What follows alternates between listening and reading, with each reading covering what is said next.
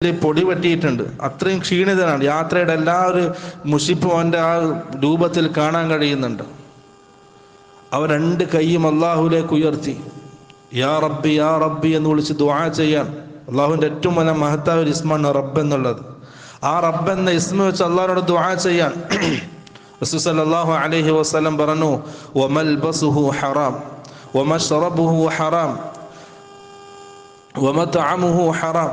അവൻ ഭക്ഷിച്ചതും കുടിച്ചതും അവൻ ധരിച്ചതും എല്ലാം ഹറാമിലൂടെ ഉണ്ടാക്കിയതാണ്. വഗുദിയ ബിൽ ഹറാം, ഹറാമിനാൽ അവൻ മൂടപ്പെട്ടവനാണ്. മൊത്തം ഹറാമാണ്. അവൻ സമ്പാദിച്ചത് ഹറാമായ രീതിയിലൂടെയാണ്. ഫഅന്നാ യുസ്തജാബു ലിദാലിക്. റസൂൽ സല്ലല്ലാഹു അലൈഹി വസല്ലം ചോദിച്ചു, പിന്നെങ്ങനെയാണ് അവന് ഉത്തരം കിട്ടുക? ദുആക്ക് ഉത്തരം കിട്ടൂല.